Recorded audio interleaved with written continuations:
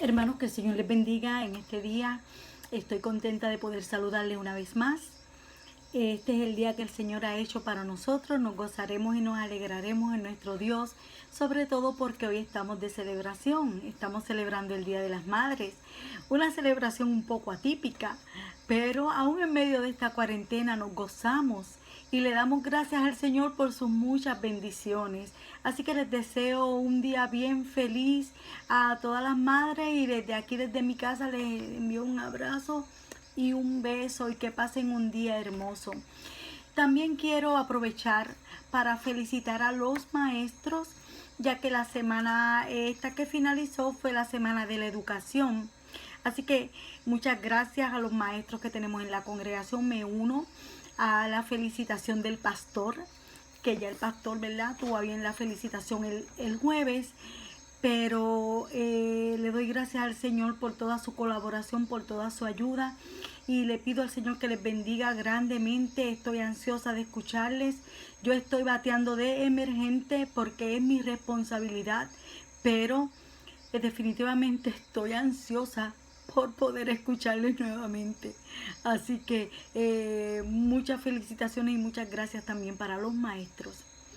En este día estaremos compartiendo el resumen de la lección número 11 para el 10 de mayo de 2020.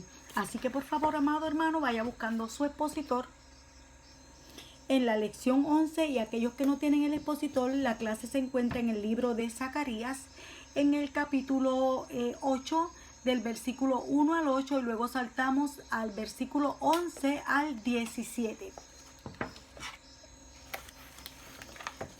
Zacarías 8 del 1 al 8 y luego 11 al 17. Así que vamos a orar en este momento. Padre amado, Señor, te adoramos, bendecimos tu santo nombre, te damos gracias por esta oportunidad que tú nos concedes, mi Señor, de compartir con nuestros hermanos, oh Dios mío, esta lección de tu santa palabra. Te pedimos, Señor, que tu palabra quede atesorada en nuestros corazones, Señor, y que tu palabra cumpla, Señor, el propósito, Padre Celestial, en nuestras vidas. En el nombre poderoso de Jesús. Amén. Amados hermanos, vamos a comenzar el tema general de la lección. El tema general de estas lecciones, ¿verdad?, es la justicia y los profetas. El tema de la unidad, llamados a obrar con justicia. El título de la lección, un nuevo día se acerca. Quiero que usted medite un momentito sobre este título. Cuando decimos un nuevo día se acerca, ¿en qué piensa usted? ¿Qué es aquello que primero, ¿verdad?, se viene a su mente? ¿Se estará refiriendo a un día literal? No, ¿verdad? Así que ya el título de la lección nos deja entrever que vamos a estar hablando acerca de la esperanza. Aquí a lo que se refiere es a la esperanza que nos da el Señor. El texto áureo se encuentra en Zacarías 8:15 y dice: así, en cambio, he pensado hacer bien a Jerusalén y a la casa de Judá en estos días. No temáis. Zacarías 8:15. Tenemos tres objetivos que son: comprender el impacto de la presencia de Dios en una comunidad. Así que ya sabemos que vamos a estar hablando, ¿verdad?, de comunidad. Anhelar la presencia perpetua de Dios y la promesa de justicia que trae, y orar para que la presencia de Dios resulte en un sentido comunitario de justicia, prosperidad y unidad. Así que vamos a estar hablando acerca, ¿verdad?, de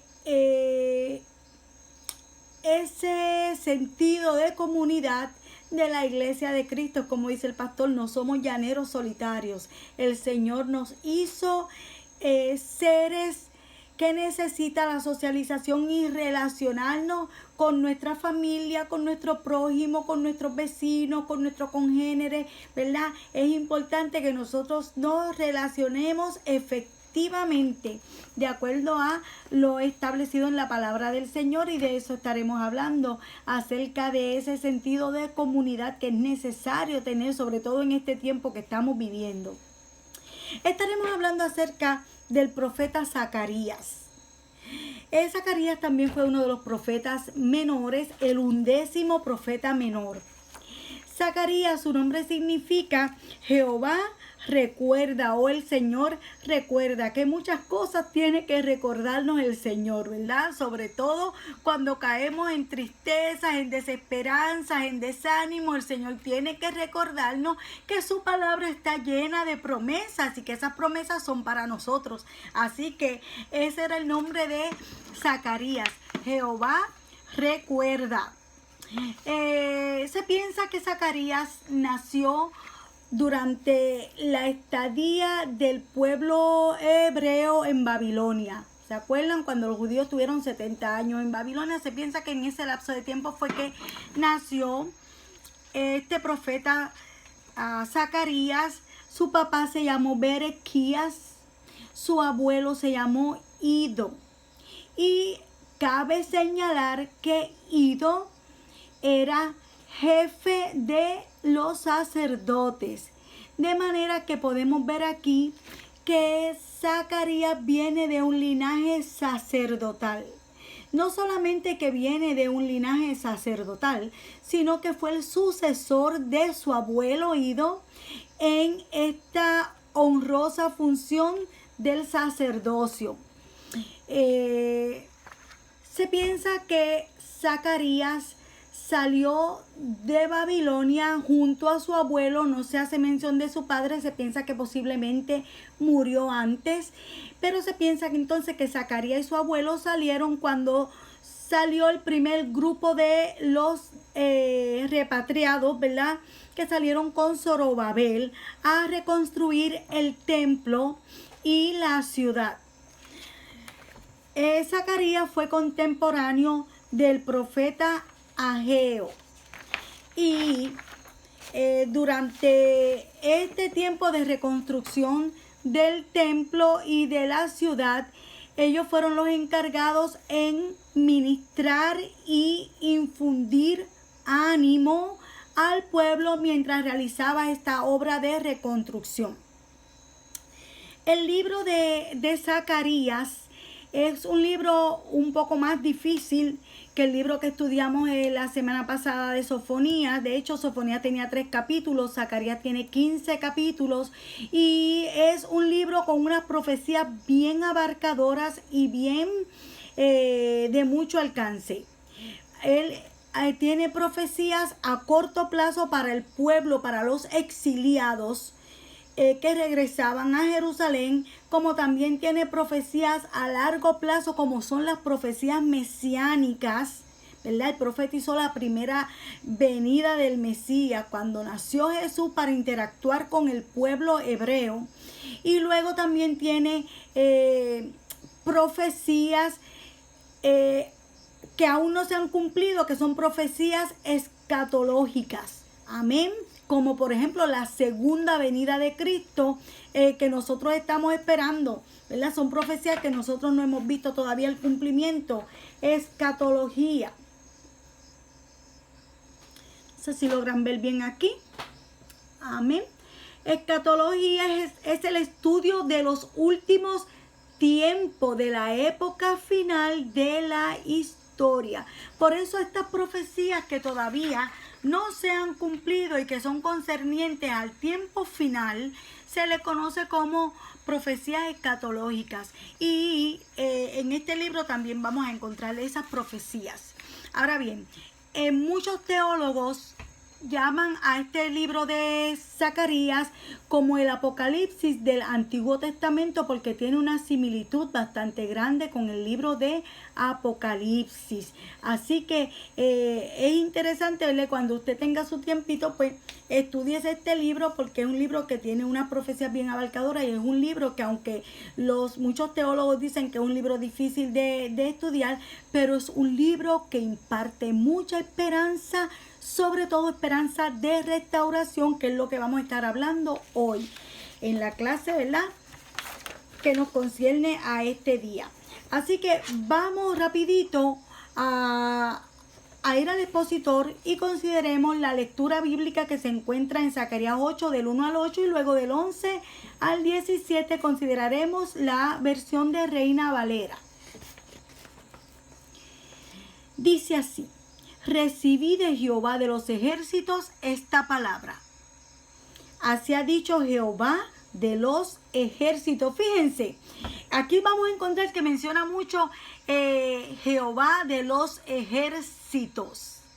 Fíjense que el pueblo de Israel era un pueblo que acostumbraba, ¿verdad?, a estar asediado por muchos ejércitos enemigos, y en sus batallas habían tenido siempre la experiencia de que Dios peleaba por ellos. Por eso aquí esto de Jehová de los ejércitos, porque esto era una descripción o un adjetivo, ¿verdad?, que infundía ánimo al pueblo, que era un pueblo que acostumbraba a estar en continuas batallas y asedio.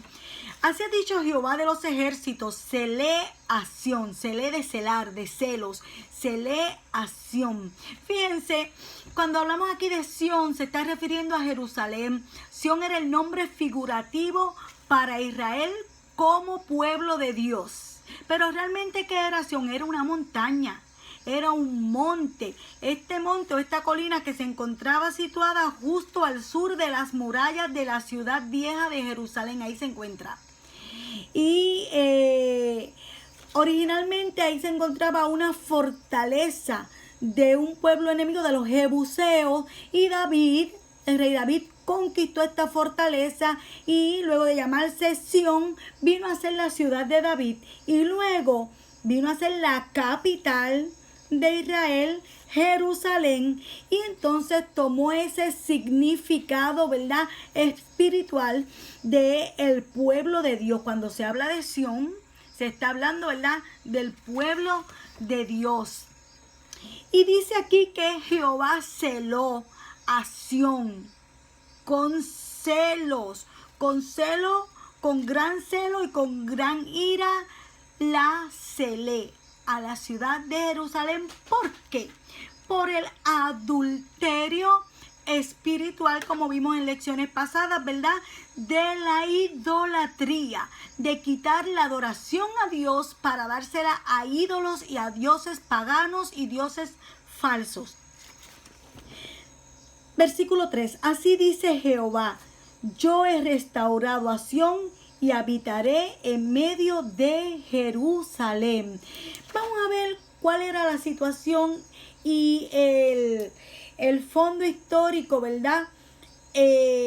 La condición del pueblo mientras Zacarías profetiza y trae este mensaje de restauración. El pueblo se encontraba, aquellos que habían regresado, aquel remanente, se encontraban en todo su apogeo de la obra de restauración del templo. Comenzaron a tener una serie de dificultades, sobre todo la oposición de los pueblos vecinos, principalmente liderada por los samaritanos, ¿verdad?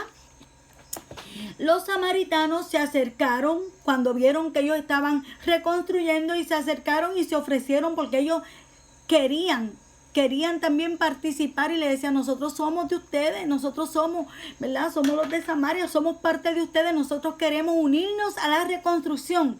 Pero el remanente que había regresado se opuso rotundamente y le dijeron, no, nosotros construiremos nosotros solos. ¿Por qué? ¿Qué pasaba?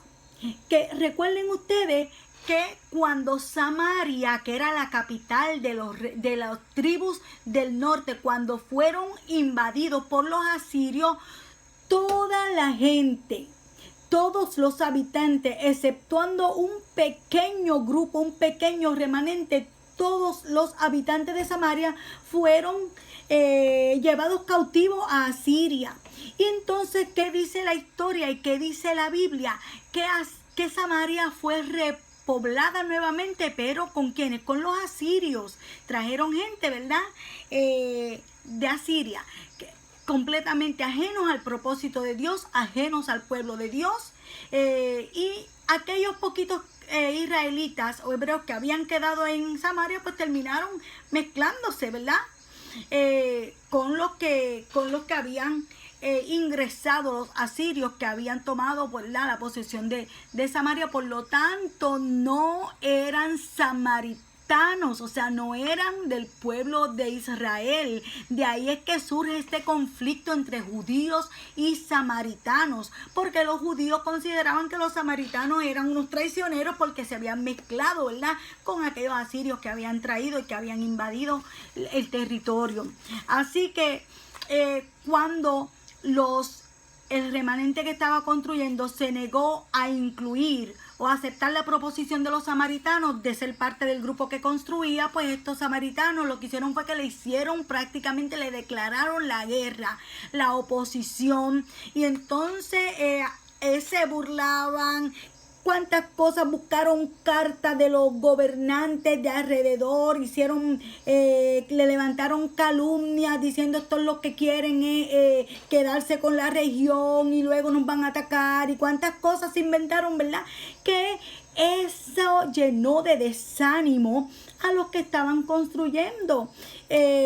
Los gobernantes incluso le detuvieron la obra, no se va a construir más. Por un tiempo estuvo detenida completamente esa obra, y ellos se llenaron de mucho desánimo.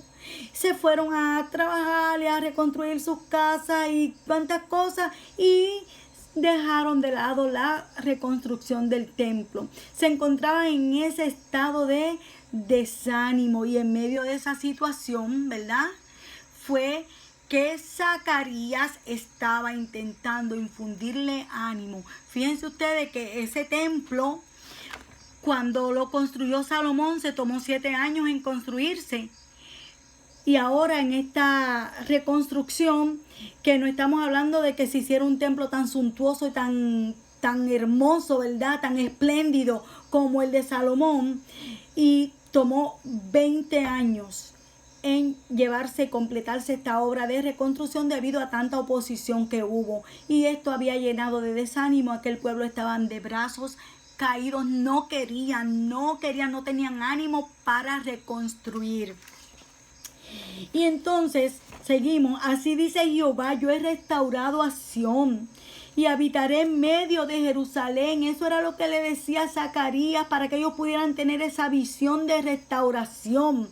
Dios habría de habitar allí. Aquella ciudad muerta, aquella ciudad en ruina tendría vida. Tenían que cobrar ánimo y seguir con los trabajos de reconstrucción. Jerusalén se llamará ciudad de la verdad, y el monte de Jehová de los ejércitos, monte de santidad. Él está tratando de que aquel remanente tuviera verdad clara cuál era la visión y el plan de Dios para ellos. Así ha dicho Jehová de los ejércitos: aún han de morar ancianos y ancianas en las calles de Jerusalén, cada cual con su bastón en la mano por lo avanzado de su edad. ¿Qué significa? Quería Zacarías que aquel remanente pudiera ver que aquellas ruinas podrían ser plazas, la plaza de la ciudad donde los ancianos pasearan, donde los ancianos dialogaran, donde los ancianos contaran sus historias, cada cual con su bastón, por los muchos años que tendrían, no porque estuvieran enfermos, sino por los muchos años. Dice aquí: por lo avanzado de su edad. ¿Qué es esto? Esto es la bendición de la longevidad que Dios prometía para aquella nación.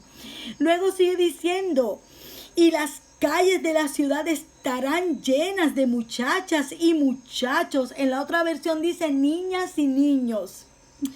que jugarán en ella. Quiere decir que no solamente se verían ancianos, había que imaginar una vida de comunidad sobre aquellas ruinas. También se verían niños. Los niños son sinónimos de alegría, los niños son sinónimos de futuro, de esperanza. De aquellas ruinas se levantaría una ciudad llena de esperanza, llena de vida, llena de futuro.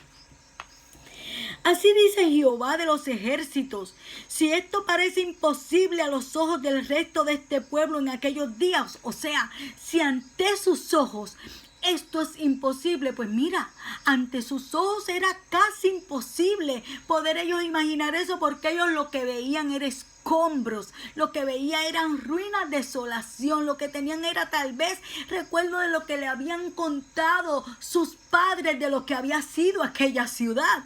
Pero esa generación posiblemente había nacido en Babilonia y no habían visto ni siquiera lo que fue esa ciudad originalmente, así que era para ellos bien difícil poder imaginarse lo que podía suceder allí. Pero Dios le dice: si para ustedes es imposible verlo con sus propios ojos, ¿será imposible para mí? Nosotros vemos las cosas con una visión limitada. Nosotros vemos hasta donde nuestros ojos carnales, ¿verdad?, nos permiten ver con una visión limitada. Oh, pero Dios ve las cosas de una forma diferente. Para Dios no hay límites. Gloria a Dios. Así ha dicho Jehová de los ejércitos: yo salvo a mi pueblo de la tierra de oriente y de la tierra donde se pone el sol. Recuerdan que les dije que en este libro había profecías, que eran profecías para el momento preciso que estaban viviendo, y efectivamente aquí vemos, ¿verdad?, cuando dice que Dios los libraría de la tierra de oriente. La tierra del oriente eran los babilónicos. ¿Por qué? Porque Babilonia quedaba al oriente de Jerusalén. Así que se está refiriendo a que Dios los libraría de que aquel cautiverio y aquella presión babilónica y aquella subordinación que tenían ante ese pueblo de Babilonia, ante ese imperio, iba a terminar. Sin embargo, también le está hablando aquí que los iba a librar y los iba a restaurar de la tierra de donde se pone el sol. Pues estamos hablando del lado opuesto, del occidente. Quiere decir que aquí ya está incluyendo la tierra entera, ¿verdad?, en todo su aspecto global, occidente, oriente. Así que estamos hablando de una profecía ya escatológica, cuando el Señor libertará a Israel. ¿Se ha cumplido esto? Aún no. Aún no, porque nosotros vemos todavía no hay un pueblo sobre la faz de la tierra que yo diga que sea más asediado que el pueblo de Israel. Así que esta profecía de Zacarías todavía está por cumplirse, pero se cumplirá, porque el que prometió es fiel y justo y no falla a sus promesas. Así que, de modo que esta profecía se refiere a una futura restauración que incluye desde donde sale el sol hasta donde se pone el sol. Seguimos en el versículo 8, dice: los traeré y habitarán en medio de Jerusalén. Eso ya se ha comenzado a ver, ¿verdad? Cuando Israel ha comenzado a regresar a su tierra, dice: ellos serán mi pueblo y yo seré su Dios en verdad y en justicia. Así que tenemos estas profecías que todavía están, ¿verdad?, o se están cumpliendo. Algunas se han cumplido, otras se están cumpliendo y otras están por cumplirse. Mas ahora no haré con el resto de este pueblo como en aquellos pasados días, dice Jehová de los ejércitos.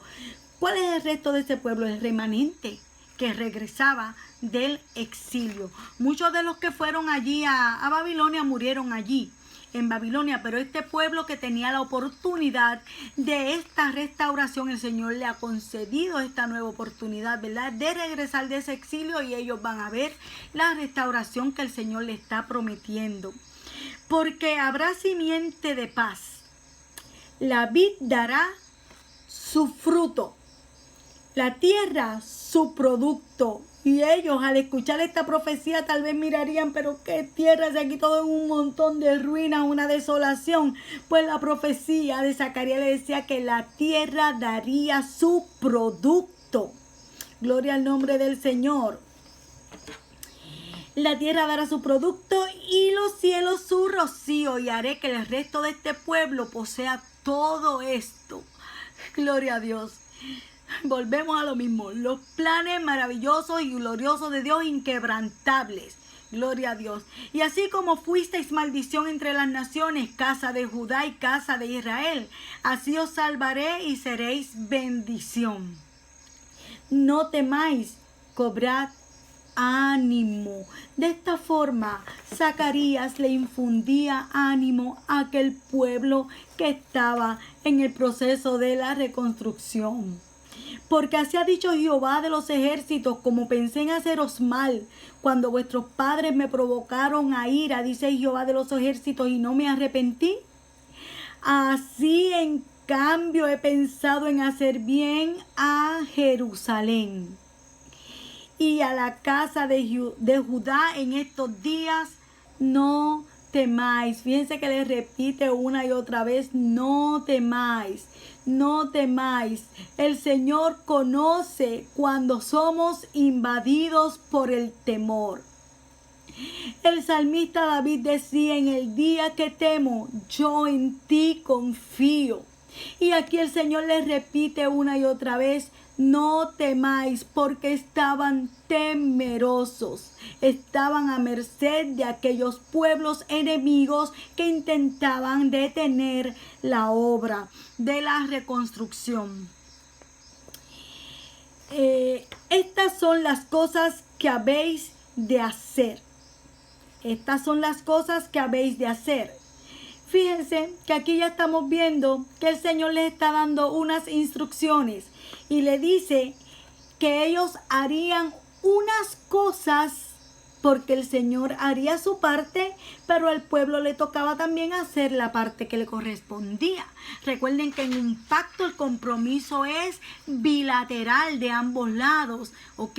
Dios iba a hacer lo que Dios les había prometido en cuanto a la restauración, pero ellos también tenían que hacer lo suyo.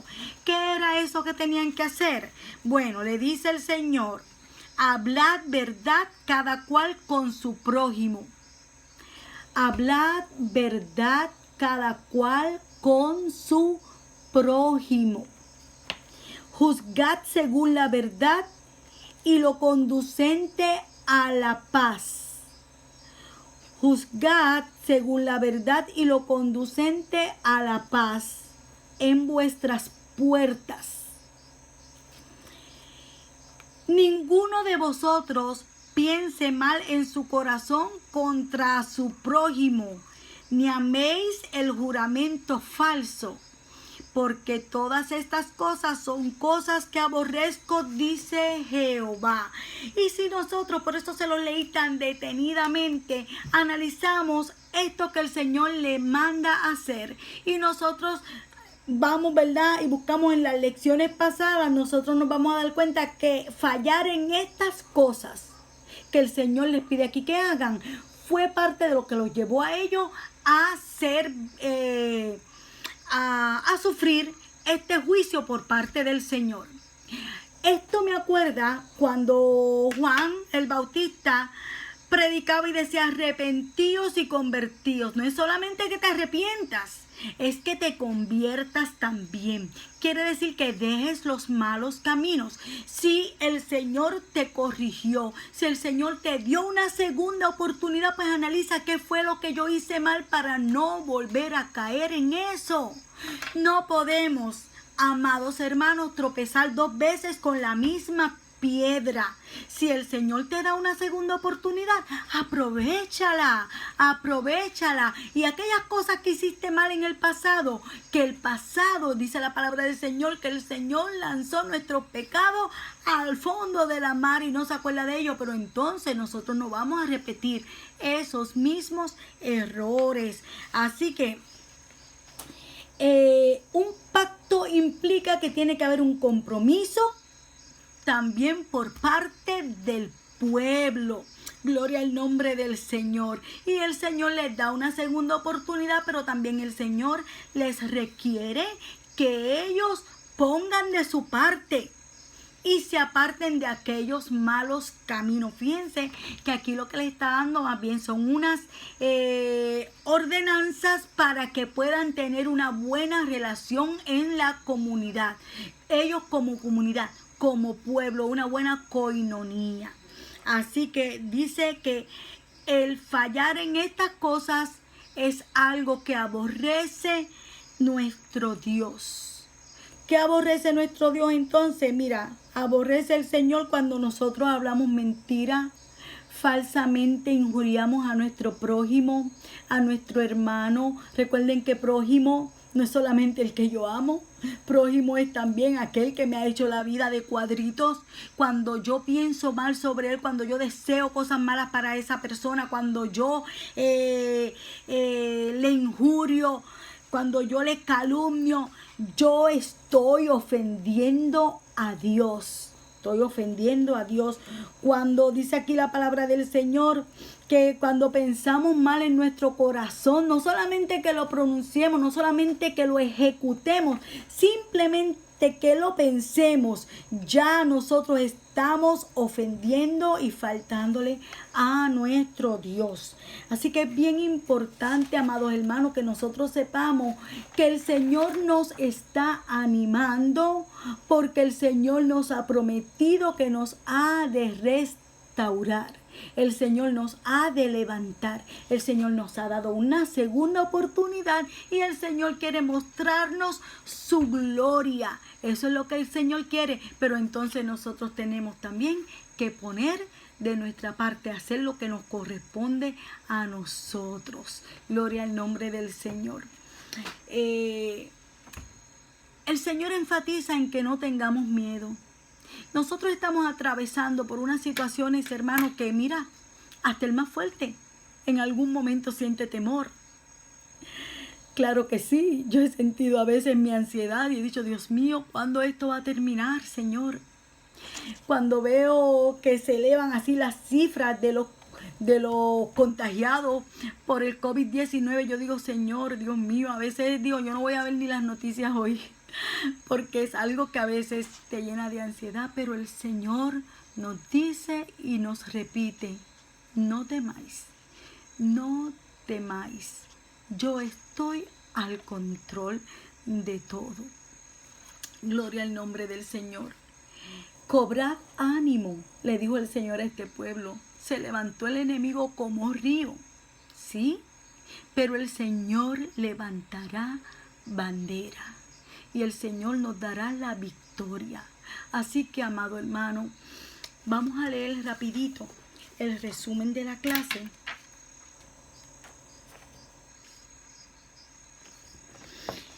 Que está en el expositor.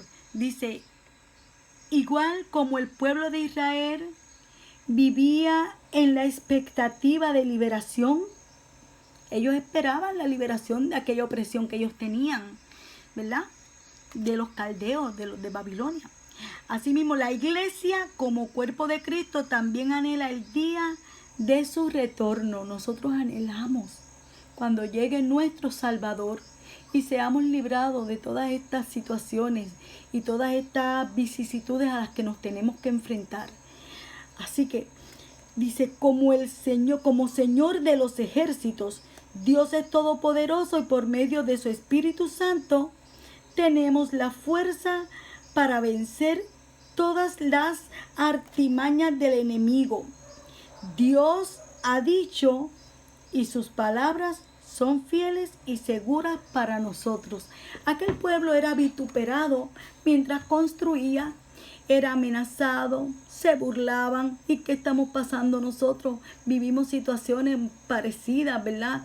Cuando el mundo se burla, cuando pasamos tantas situaciones, vicisitudes, problemas, dificultades, enfermedades y cuantas cosas, pero al igual que el Señor le ofreció y le prometió restauración. El Señor ha prometido para nosotros que estará con nosotros todos los días hasta el fin del mundo y que nuestra redención también está cerca.